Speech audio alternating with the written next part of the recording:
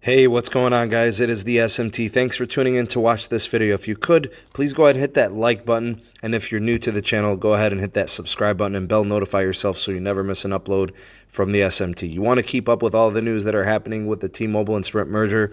We got them all here. So now that we know that the trial has officially started, day one is in the books, and day two has also come and go. So we've got day two highlights of what was kind of covered in today's trial date. So the focus today, T-Mobile and Sprint merger trial. T-Mobile and Sprint are going to be arguing that the merger should proceed as proposed. Obviously, they assembled it. They put together what they feel is a good deal and how they can all prosper from the deal.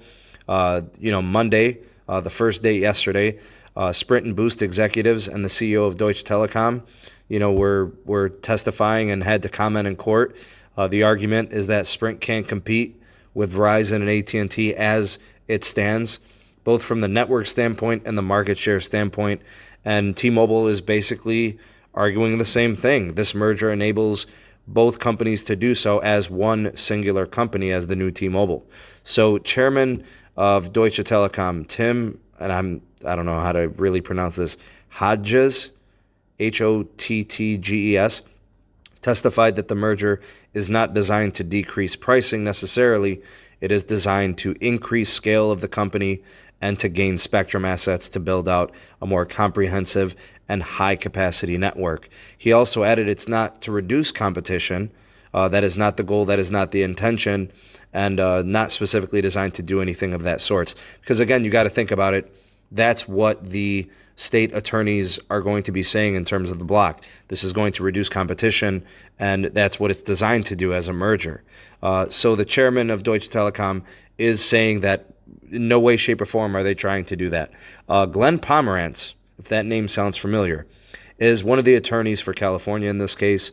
He asked questions to Tim Hodges about Dish.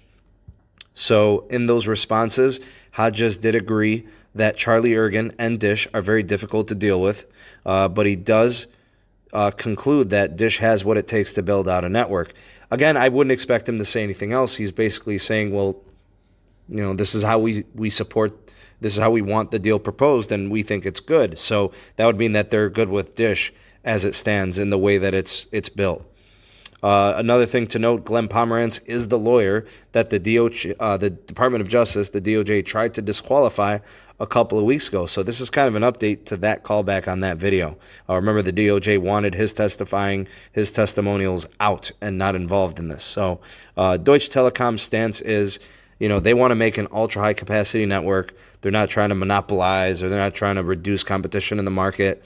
Actually, quite the contrary.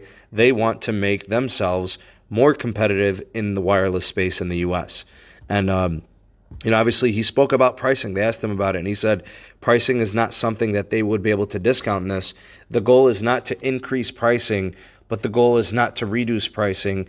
It's really about the scale of the network. So states are using Dish as a deal breaker in this. I know Deutsche Telekom wants Dish. Clearly, they're a huge part of this. And again, my thoughts on why they want Dish is because they don't believe Dish will be able to be a viable long-term option as a fourth carrier. I tend to agree with that. I don't feel Charlie Ergen and Dish are fit as fourth national carrier. I question their intentions. I question what they would do for the prepaid side, and I question what they would do as a viable option, to be taken seriously in supporting all aspects of the market. So another thing to kind of cap things off is Mike Sievert spoke to media outlets after day one. Him speaking to the media obviously seems like that's a good indication that things are positive, or the way things played out on day one was what they expected. He said he feels good moving forward, and he's holding out hopes for a settlement. There's a lot of talk about this, a potential settlement, but I do think that the states do want to, they still want this to kind of see its day in court. Again, the judge has been trying to expedite it. He doesn't want a long, drawn-out case. We're looking at 2 to 3 weeks, so that kind of follows suit there. So we're watching and we're listening very closely for those settlement talks. And of course, some of the confidential material and sensitive stuff that was in, emails and these binders that the judge, Victor Murad, wants to see on internal discussions, looks like some of that has already started to come forward. Sprint executives, business executives have already spoke on, pricing that could potentially increase due to the merger, price raising. And of course, states are going to be using this to try to, to work in their favor to block the merger. Me personally, it doesn't hold any weight. I don't think the judge is going to be considering that argument just because the FCC and the DOJ have approved it, specifically on the issue of antitrust and the public interest. So again, I don't think that's going to do anything. I think it's futile.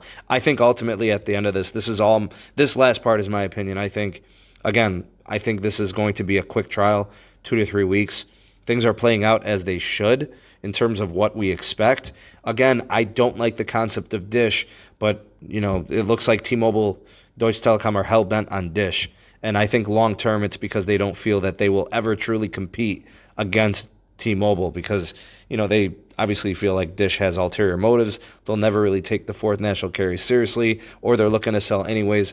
There's a lot of things there. They've chosen Dish, and I have my concerns about Dish as it is. But otherwise, like I said, I think this merger is going to be cleared and approved, and this is just it's time, and it's just going to play out. That's all it's going to be. But that's my take. That's the update for today. Again, if you appreciated this update, go and hit that like button. And if you want to get, make sure you get all the notifications for all the videos, hit the notification bell, and you'll be the first to know when those uploads are available. And if you want to get more involved with the SMT communities, we've got the Patreon page, we've got the Discord server, got the Twitter handle, all in the description box. Check those things out. There's a PayPal share link if you want to support your creators here on the channel. Much appreciated for those considerations. And check out the Sneed Mobile Tech podcast, the SMT Wireless Report.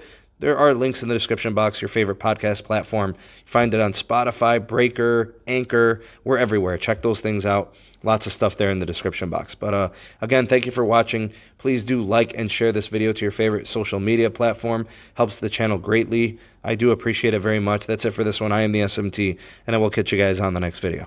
Peace.